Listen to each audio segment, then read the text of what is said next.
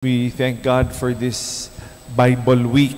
No, actually, the month of January is the Bible month, but this last week is the Bible week, and we thank God for the beautiful words of God. No, yesterday we celebrated also the Sunday of the Word of the Lord. No, the Bible.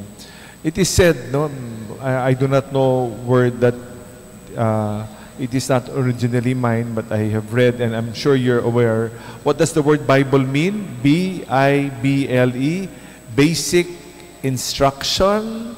No, B-I, B, before, L, living, no?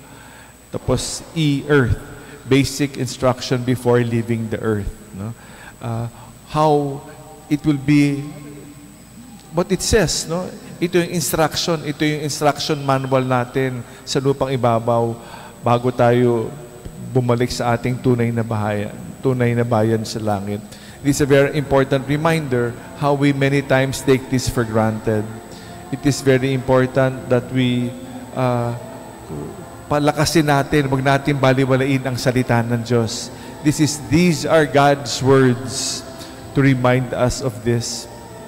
And to deny it is to deny the power of God, the Word of God that is alive.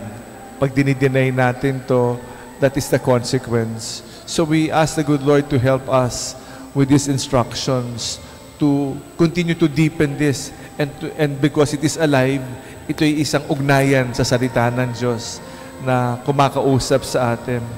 Truly make it a wonderful experience today as we are reminded of the importance of the Word of God. No? So ulit, no, sana itong araw na to, itong linggo na to, itong buwan na to, gawin natin tunay na buhay ang salita ng Diyos. Huwag natin baliwalain yung salita ng Diyos na nagbibigay ng buhay sa atin. Huwag sana lang maalikabukan sa ating mga cabinet. No?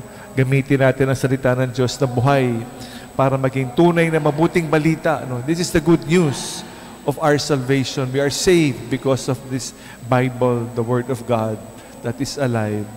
We ask our saint today, Saint Angela Merici, to help us go through this life with these basic instructions. Salamat sa Diyos.